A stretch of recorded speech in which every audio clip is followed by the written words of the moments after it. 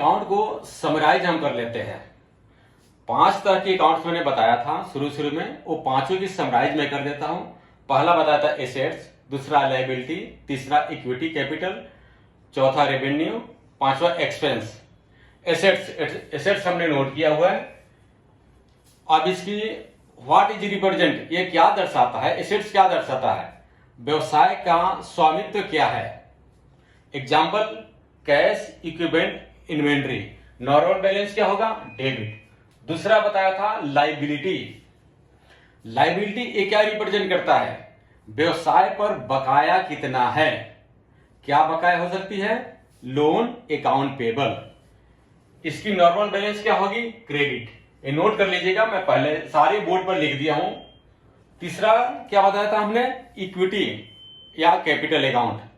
इसमें व्यवसाय की मालिक की रुचि क्या है और इसके एग्जाम्पल क्या हो सकते हैं। इसमें स्वामी की पूंजी, मालिक की पूंजी, अप्रतिधारित आय, ऑनर्स कैपिटल और रिटेन अर्निंग। नॉर्मल बैलेंस क्या होगी इसकी, क्रेडिट। चौथा हमने बताया था रेवेन्यू। इसको ये क्या रिप्रेजेंट करता है, व्यवसाय द्वारा अर्जित आय को रेवेन्यू कहते हैं। इसकी एग्जाम्पल क्या होगी, sales, service, revenue, interest. Note down कर दिया हमने।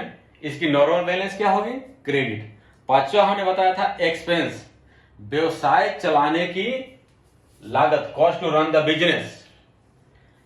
इसकी एग्जांपल समझिए, इसकी क्या होगी, रेंट, सैलरी, यूटिलिटी, एडवर्टाइजमेंट। इसकी नॉर्मल बैलेंस क्या होगी, डेबिट। तो ये 5 तरह की अकाउंट्स है, आप इसको ध्यान कर लीजिए, अकाउंट्स में कभी दिक्कत नहीं होगी।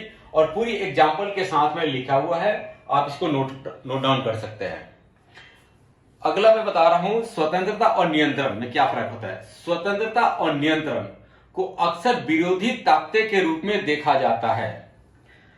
इसका भी एग्जांपल बता देता हूं।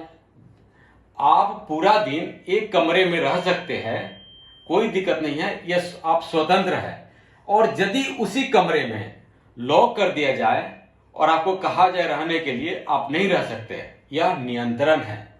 स्वतंत्र आदमी की काम करने की क्षमता ज्यादा होती है और यदि उसको नियंत्रण से काम किया जाए